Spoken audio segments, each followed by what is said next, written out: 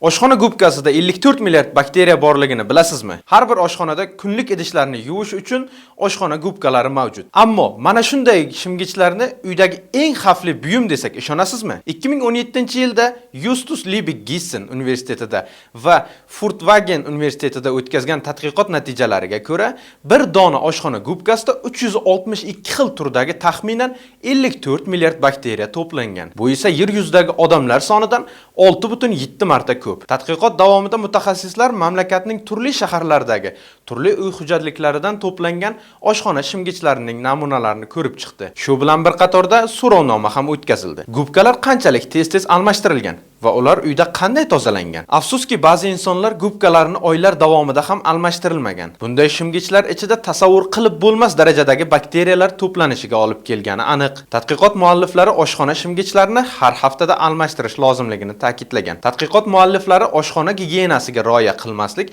turli xildagi infeksiyalar bilan zararlanishga olib kelishi mumkinligi haqida ogohlantirdi. Gubkalar esa bu yerdagi infeksiyalarning asosiy manbalaridan biridir. O'zingiz va yaqinlaringiz salomatligiga befarq bo'lmang. Salomat bo'ling.